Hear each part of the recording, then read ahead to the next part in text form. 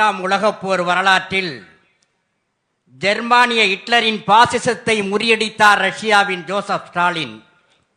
இந்திய வரலாற்றில் இந்துத்துவ பாசிசத்தை வேறறுத்தார் எங்கள் மு.க. ஸ்டாலின் என்ற வரலாற்றை படைத்துக் கொண்டிருக்கின்ற திராவிட முன்னேற்ற கழகத்தினுடைய தலைவர், இந்தியாவின் முதன்மையான முதலமைச்சர், திராவிட மாடல் அரசின் நாயகர் அண்ணன் தளபதி அவர்களே வருக, சிறப்புரை தருக என்று அன்போடு அழைக்கின்றோம். அன்புள்ள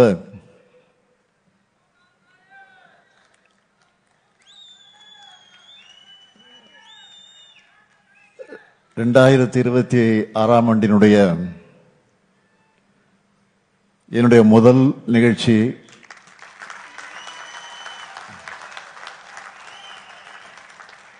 மறுமலர்ச்சி திராவிட முன்னேற்ற கழகத்தினுடைய பொதுச் செயலாளர் என்னுடைய ஆருயிர் அண்ணன் வைகோ அவர்களின் இந்த சமத்துவ நடைபயண தொடக்க விழாதான் என்னுடைய முதல் நிகழ்ச்சியாக அமைந்திருக்கிறது.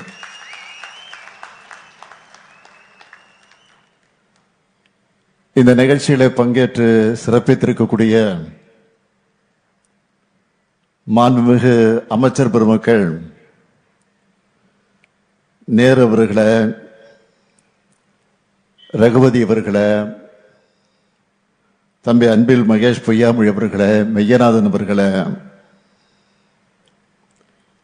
வாழ்த்துறை வழங்கி அமர்ந்துள்ள தகைசால் தமிழர் இந்திய யூனியன் முஸ்லிம் லீக்கினுடைய அகில இந்திய தலைவர் பேராசிரியர் ஐயா காதர் மகிதீன் அவர்களை, விடுதலை சிறுத்தை கட்சியினுடைய தலைவர் எழுச்சி தமிழர் என்னுடைய இனிய சகோதரர் தொல் திருமா அவர்களை, வரவேற்புரை ஆற்றியிருக்கக்கூடிய மறுமலர்ச்சி திராவிட முன்னேற்ற கழகத்தினுடைய முதன்மை செயலாளர் என்னுடைய அன்பு தம்பி நாடாளுமன்ற உறுப்பினர் துரை வைகோ அவர்களை, திராவிடர் கழகத்தினுடைய பொதுச் செயலாளர் மதிப்பிற்குரிய துரை சந்திரசேகர் அவர்களை, மக்கள் நீதி மைய பொதுச் செயலாளர் அருமை சகோதரர் அருணாச்சலம் அவர்களை,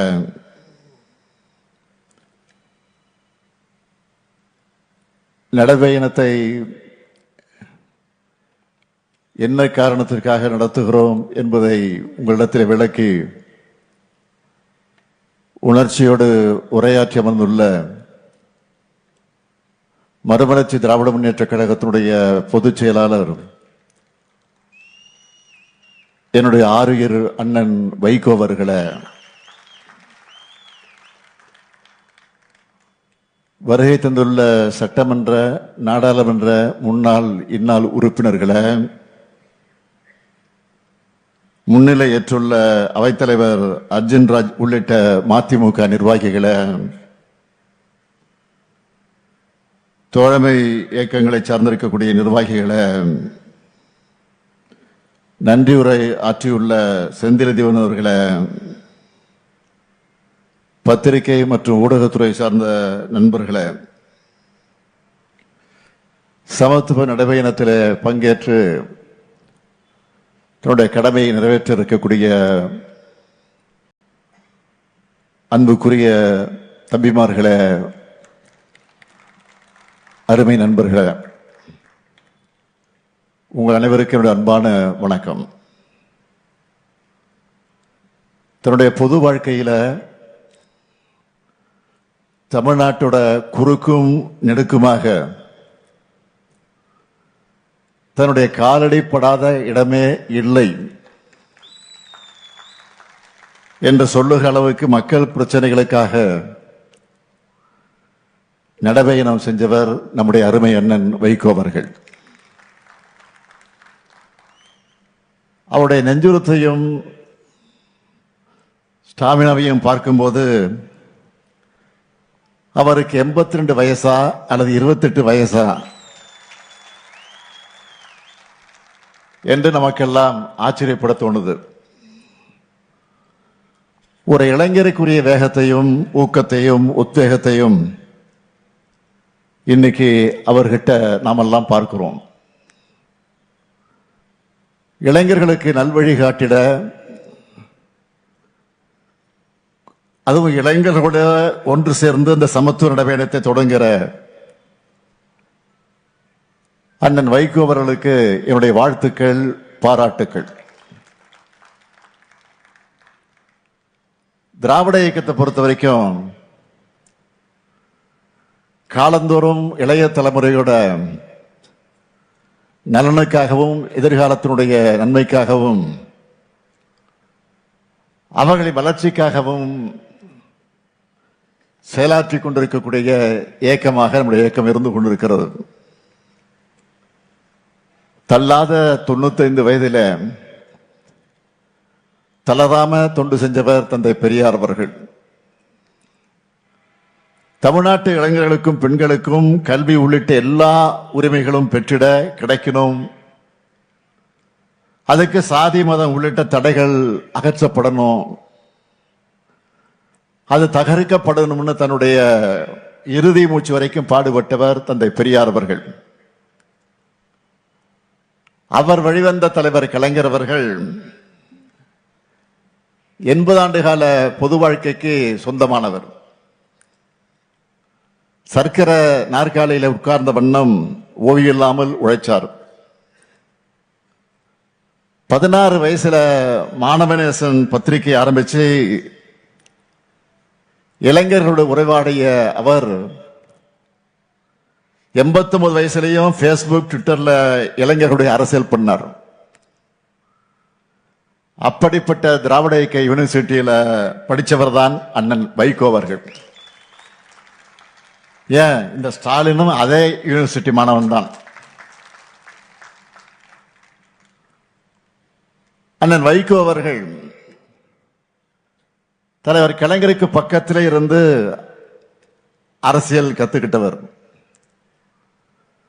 தலைவர் கலைஞர் அவர்களை பற்றி அடிக்கடி சொல்லுகிற போது அவர் குறிப்பிட்டு சொல்லுவார், இமைப்பொழுதும் நம் நெஞ்சை விட்டு அகலாத தலைவர் கலைஞரும் சொல்லுவார்.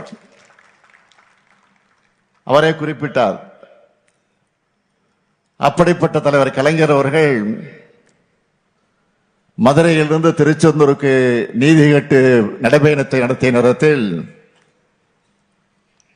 அவருடைய கால் கொப்பளிக்க நடந்து சென்ற போது அவருக்கு பாதுகாவலராக கூடவே நடந்தவர் தான் அண்ணன் வைகோ அவர்கள்.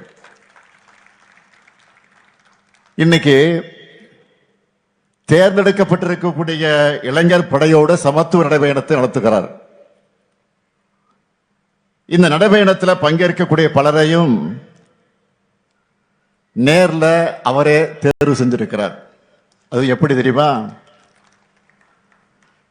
இந்த இளைஞர்கள் எல்லாம் பெற்றோருடைய சம்மதத்தை பெற்றிருக்கிறார்களா? இதனால அவங்களுடைய கல்லூரியுடைய தேர்வை ஏதாவது பாதிக்குமா? அவங்களுடைய உடல் திறன் என்ன, மன உறுதி எப்படி இருக்கு, ஆர்வம் எப்படி இருக்கு, எல்லாத்தையும் உறுதி செஞ்சுட்டு தான் இந்த இளைஞர் படைய அவர் தேர்ந்தெடுத்திருக்கிறார்.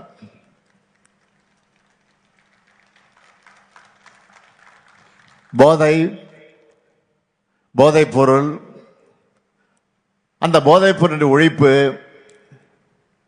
சாதி மத மோதல் தடுப்பு உள்ளிட்ட நாட்டுக்கு தேவையான கருத்துக்களை வலியுறுத்தி அண்ணன் வைகோ அவர்கள் தொடங்கி இருக்கக்கூடிய இந்த சமத்துவ நடைபயணம் மாபெரும் வெற்றி பெறணும். நிச்சயமாக வெற்றி பெறத்தான் போகிறது. இது மாதிரியான பயணங்களில் என்ன பயன் என்று சிலர் கேட்கலாம். காந்தியின் நடைபயணமும் மாவோவின் நடைபயணமும் வரலாற்றில் புரட்சி ஏற்படுத்தியிருப்பது போல அந்த தாக்கத்தை அவங்க உணரணும். இப்படியான நடைபயணங்கள் தான் தலைவர்கள் மக்கள்கிட்ட போய் எளிய வகையில சுலபமான முறையில நேரடியாக தங்களுடைய கருத்துக்களை சொல்ல முடியும். அந்த நடைபயணத்தோட தேவை குறித்தும் அதில் உள்ள நியாயங்கள் குறித்து மக்கள் பேச தொடங்குவாங்க. மக்கள் பேச பேசத்தான் அந்த பிரச்சனைக்கு தீர்வு காண முடியும். திராவிட இயக்க மேடைகள்லையும் நாடாளுமன்றத்திலையும் தமிழ்நாட்டோட தமிழர்களுக்காக அவருடைய உரிமைகளுக்காக கர்ஜித்தண்ணன் வைகோ அவர்கள் முதுமையை முற்றிலுமாக தூக்கி எறிந்துட்டு இந்த நடைபயணத்தை தொடங்கி இருக்கிறார். இளைஞர்களுடைய எதிர்காலத்தை சீரழிக்கக்கூடிய போதைப் பொருட்களை நாம நிச்சயமாக ஒழிக்கணும். அதுல எந்த கருத்து மாறுபாடும் வேறுபாடும் கிடையாது. போதையின் பாதையிலிருந்து இளைஞர்களை காக்கணும். அதற்காக அரசு பல்வேறு நடவடிக்கைகளை எடுத்துக்கிட்டு இருக்கு. அது மூலமா ஓரளவுக்கு, முழுமையாக இல்ல, ஓரளவுக்கு பலனும் கிடைச்சுக்கிட்டு இருக்கு. ஆனா ரொம்ப முக்கியமானது, அந்த பழக்கத்திற்கு அடிமையானவங்க அதோட பாதிப்புகளை உணர்ந்து அந்த பழக்கத்தை கைவிடணும். அவங்க கூட இருக்கிறவங்க அவங்கள திருத்தணும். போதைப் பொருட்களுடைய பழக்கம் என்பது மிகப்பெரிய நெட்வொர்க். அந்த நெட்வொர்க் அழிக்க மாநில அரசுகளும் ஒன்றிய அரசும் இணைஞ்சு செயல்படணும். ஏராளமான போதை வஸ்துகள் நாட்டுக்குள்ள வருது. அதிகப்படியான போதைப் பொருட்கள் எந்தெந்த துறைமுகங்கள் வழியா நாட்டுக்குள்ள நுழையுதுன்னு நம்ம செய்திகள்ல பார்க்கிறோம், படிக்கிறோம். இந்த நுழைவு வாய்களை நாம அடைச்சாகணும். நாட்டோட எல்லைக்குள்ள போதைப் பொருட்கள் வர்றதையும் மாநிலம் விட்டு மாநிலம் கட்டுப்படுத்த, மாநிலம் விட்டு மாநிலங்கள் கடத்தப்படுவதையும் ஒன்றிய அரசின் முகமைகள் தீவிரமாக கண்காட்சியை தடுக்கணும். அதுக்கு எல்லா மாநில அரசுகளும் தேவையான எல்லா ஒத்துழைப்பையும் கொடுக்கணும். எடுத்துக்காட்டுக்காக நான் சொல்றேன், கடந்த சில மாதங்கள்ல திருவள்ளூர், வேலூர், ராணிப்பேட்டை போன்ற மாவட்டங்கள்ல இருந்து 1 லட்சத்துக்கு அதிகமான போதை மாத்திரைகளை பிடிச்சிருக்கிறோம். இந்த கடத்தல்ல சம்பந்தப்பட்டவங்க மகாராஷ்டிரா, ஆந்திரா, தெலுங்கானா, ஹரியானா போன்ற மாநிலங்களை சார்ந்தவர்களாக இருக்காங்க. அதே போல இன்னும் சில வழக்குகள்ல குற்றவாளிகள் நைஜீரியா, செனகல் போன்ற நாடுகளை சார்ந்தவர்களாக இருக்காங்க. இப்படிப்பட்ட நெட்வொர்க்கை ஒழிக்க எல்லாரும் கைகோக்கணும். நம்மை பொறுத்த வரைக்கும் போதைப் பொருள் பழக்கத்தை முற்றிலுமாக ஒழிக்கணும்னு தமிழ்நாடு அரசோட துறைகள், ஒன்றிய அரசின் துறைகளோட அண்டை மாநில காவல்துறையினரோடு முழு ஒத்துழைப்பையும் கொடுத்து செயல்பட்டு வருகிறது என்பதை நான் தெரிவிக்க கடமைப்பட்டிருக்கிறேன். போதை ஒழிப்புங்கிறது சமூகத்தோட கூட்டு பொறுப்பா இருக்கணும். முக்கியமா கலைத்துறை சார்ந்தவங்க பொறுப்புணர்ச்சியோடு தங்களுடைய படைப்புகளை உருவாக்கணும். போதையின் தீமைகளை சொல்றது தப்பில்ல, அதை குளோரிஃபை பண்றது ஒரு தலைமுறையே சீரழிச்சிரும். அதே போல பெற்றோர்கள் தங்கள் குழந்தைகள் பாசத்தை காமிக்கணும் தான், அதை மறுக்க முடியாது. அதுக்காக அவன் பாதை மாறி போகும்போது வேடிக்கை பார்த்து கொண்டிருக்க கூடாது. யூடியூப், இன்ஸ்டா ரீல்ஸ் மூலமா வரக்கூடிய ஈஸி மணி பசங்களை தவறான பாதையில கொண்டு போறதுக்கான சான்ஸ் தான் அதிகம். எனவே குழந்தைகளை பொறுப்போடு வளர்க்கணும். பெற்றோர்களை நான் கேட்டுக்கொள்கிறேன்.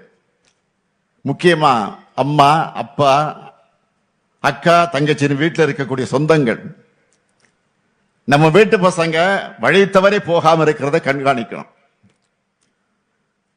ஒருத்தருக்கு ஒருத்தர் மனசு விட்டு பேசணும். மனம் விட்டு பேசினாலே பாதி பாரம் குறைஞ்சிரும். தவறான பாதைக்கு போகக்கூடிய தேவை நிச்சயமாக இருக்காது.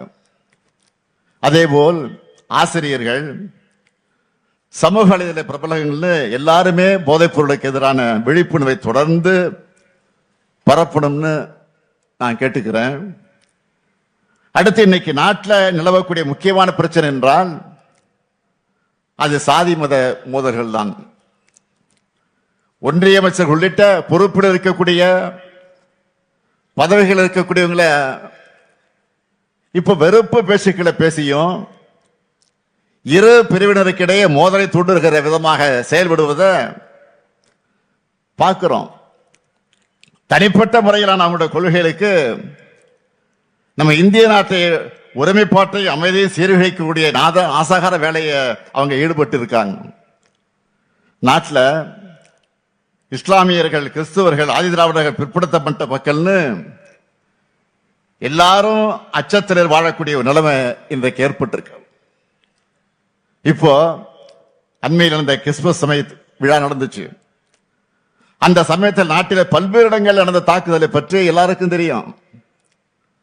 சில ஆண்டுகளுக்கு முன்னாடி நம்ம நாட்டில் இந்த நிலைமை இருந்துச்சா? ஊரே ஒன்று சேர்ந்து மகிழ்ச்சியா இருந்த காலம் போய் ஒருத்தருக்கு ஒருத்தரை எதிரியா கட்டமைக்கிற வேலையை பிளவுவாத சக்திகள் இன்றைக்கு தெளிவா செஞ்சிட்டு இருக்காங்க. அன்பு செய்ய சொல்லித்தர வேண்டிய ஆன்மீகத்தை சில கும்பல் வம்பு செய்வதற்காக பயன்படுத்துகிறாங்க. இந்த நிலையிலே தான் அண்ணன் வைகோ அவர்கள் இந்த சமத்துவ நடைபயணத்தை தொடங்கி இருக்கிறார். திராவிட இயக்கத்திற்கு பல்வேறு திருப்பு முனைகள் கொடுத்த நகர் தான் இந்த திருச்சி நகர். அண்ணன் வைகோ அவர்கள் இந்த நடைபயணம் நிச்சயமா புதிய வரலாற்றை படைக்கும். இந்த நடைபயணத்தோட தாக்கத்தை சமூக வலைத்தளங்கள் கொண்டு சேர்ந்து இளைஞர்களை பேசும் பொருளாக ஆக்க வேண்டியது ஊடகங்கள் மற்ற எல்லோருடைய கடமை. மது போதையும் அதைவிட ஆபத்தான மதவாத அரசியல் போதையும் தமிழ்நாட்டுக்குள் நுழையவிடாமல் தடுத்திட நாமெல்லாம் ஒன்று சேர வேண்டும். அண்ணன் வைகோவுடைய நடைபயணம் நிச்சயமாக புதிய எழுச்சியை உருவாக்க இருக்கிறது. அண்ணன் வைகோ அவர்கள் இந்த சமத்துவ நடைபயணம் வெற்றி பெற வேண்டும் என்று நான் வாழ்த்துகிறேன். அதே நேரத்தில் உரிமையோடு அவரிடத்தில் நான் கோரிக்கை வைக்க விரும்புகிறேன். உங்கள் அனைவரின் சார்பில் உங்களுடைய நோக்கம் பெரிதென்றாலும் உங்களுடைய உடல்நலம் எங்களுக்கு பெரிது. எனவே இந்த பயணத்தை நீங்கள் கவனமாக மேற்கொள்ள வேண்டும். அது மட்டுமல்ல, இது மாதிரியான கடுமையான நடைபயணங்களை நீங்கள் இனி மேற்கொள்ளக்கூடாது என்ற என்னுடைய அன்பான வேண்டுகோளை நீங்கள் கட்டளையிட்டால் அதை செய்வதற்கு மறுமலர்ச்சி திராவிட முன்னேற்ற தொண்டர்கள் தயாராக இருக்கிறாங்க. அதனால்தான் அந்த உரிமையோடு கேட்கிறேன். நீங்க உங்கள் உடல்நிலை பாதுகாக்கணும் என்று அன்பான வேண்டுகோள் இந்த நேரத்தில் உரிமையோடு கேட்டுக்கொண்டு உங்கள் பயணம் வெற்றி பெற வாழ்க வாழ்க வாழ்க என்று வாழ்த்தி விடைபெறுகிறேன். நன்றி, வணக்கம். இந்த நடைபயண வெற்றிக்கு முழு முதல் காரணமாக பாடுபட்ட அமைச்சர் மாண்புமிகு நேரு அவர்களுக்கும், இதனை முதலிலிருந்து இறுதி வரை கட்டமைத்து சிறப்புரை செய்த முதன்மை செயலாளர் திருச்சி நாடாளுமன்ற உறுப்பினர் தம்பி துரை வைகோ அவர்களுக்கும், டிடிசி சேரன், வெல்லமண்டி சோமு, இங்கே மணவை தமிழ் மாணிக்க பிறகையா அனைவருக்கும் நான் நன்றி தெரிவித்துக் கொண்டு இந்த சமத்துவ பதாகையை இப்பொழுது மாண்புமிகு முதலமைச்சர் அவர்கள் என் கரத்திலே வழங்க இருக்கிறார். இதனையே இலச்சனையாக கொண்டு நாம் இந்த கொள்கையை நெஞ்சிலே ஏந்தி புறப்படுவோம். வணக்கம்.